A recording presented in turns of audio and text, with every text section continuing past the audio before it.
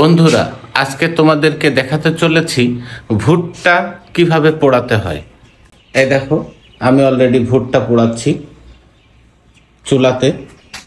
অনেক সুন্দর, এগুলো খেতে কিন্তু অনেক সুন্দর লাগবে। ঠিক আছে, যদি যার এলাকায় ভুট্টা পাওয়া যায় তারা কখনো মিস করো না, যেহেতু এটা উল্টিয়ে দিতে হয়। ঠিক আছে, এই দেখো, দেখছো যখন রস টেনে যায় এর কালারটা কত সুন্দর চলে আসে। দেখতে থাকো, ভিডিওটি মিস করবে না। কেমন, আসলে ভালো জিনিস দেখা বা খাওয়ার একটা মজাই আলাদা।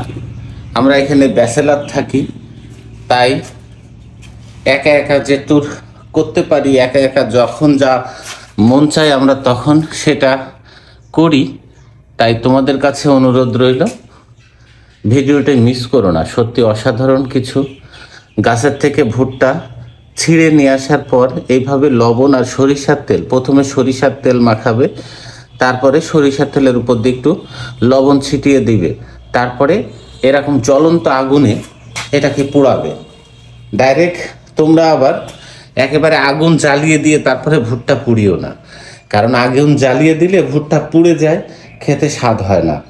আর এইভাবে যদি ওই কাবাব পোড়ানোর মতো এক কথা, বুঝছো, মাঝে সাঝে এরকম চুলা রাখার আগুনটা একটু করে দিবে, এইভাবে আগুনটা একটু সরিয়ে দিবে। কাঠ এবং কয়লার আগুন হলে সবচেয়ে ভালো হয়। ওই যে মাংস পোড়ায় মানুষ কাবাব বানিয়ে, ঠিক আছে, সেই কাবাবের মতো পোড়াতে হয়।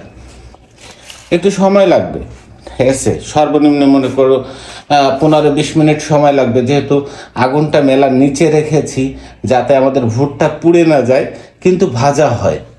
এটা অসাধারণ লাগবে খেতে, এভাবে পোড়াতে হয়। ঠিক আছে, মানে তাড়াহুড়ো কিছু নাই, এটা ধৈর্য ধরে তোমরাও দেখো, অবশ্যই তোমাদেরকে ভালো লাগবে তোমাদের সবার। যেহেতু টাটকা গাছের ভুট্টা ছিঁড়ে এনে পুড়িয়ে খাওয়া এভাবে সরিষার তেল আর লবণ দিয়ে সত্যি অসাধারণ। তোমরা যারা এইভাবে পোড়ানো দেখোনি তারা অবশ্যই ট্রাই করে দেবে, বাজার থেকে কিনে ট্রাই করবে, দেখবে খেতে কিন্তু সেই স্বাদ। এরকম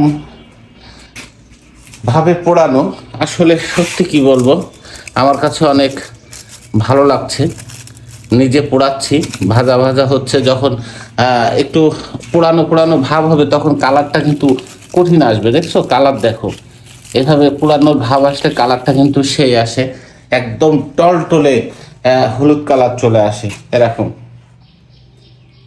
অনেক সুন্দর লাগবে খেতে, এটা তোমরা বাসায় ট্রাই করো।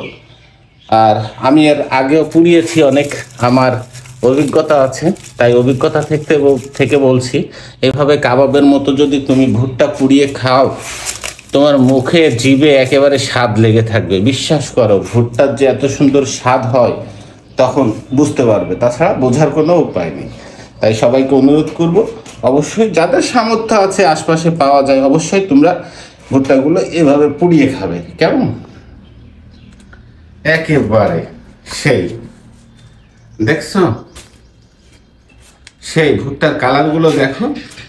আর আমার এখানে ওই যে লোহার সিক না থাকার কারণে, আবারও বলি, আমার এখানে লোহার সিক না থাকার কারণে আমি বটিটি ব্যবহার করেছি। তলের থেকে যতটুকু আগুন প্রয়োজন উঠছে কোনো সমস্যা নেই। হালকা আজে ভুট্টা ভাজা বা ভুট্টা আগুনে পোড়ানো আসলে সুন্দর, এটা খেতে সেই স্বাদ হবে। বিশ্বাস করো, আমার আশপাশে তোমরা থাকলে অবশ্যই তোমাদের সকলকে নিয়ে খেতাম, কারণ ভুট্টা একা খাওয়া সম্ভব না, অনেকগুলো এনেছি, কেবল 2টো পোড়াচ্ছি, আরও স্টকে 10-12টা আছে, কোনো ব্যাপার না। যেহেতু ভুট্টা এলাকায় বসবাস করতেছি, ভুট্টার কোনো অভাবই নেই। ঠিক আছে, তোমরা যদি ভিডিওটি সম্পূর্ণ মনোযোগ সহকারে দেখো, আর যারা কোনোদিন ভুট্টা পোড়াওনি এভাবে, অবশ্যই ভুট্টা পুড়িয়ে খাবে, এবং কোনো সমস্যা হলে আমাকে জানাবে। সবাই ভালো থাকো বন্ধুরা, ভিডিওটি এই পর্যন্ত।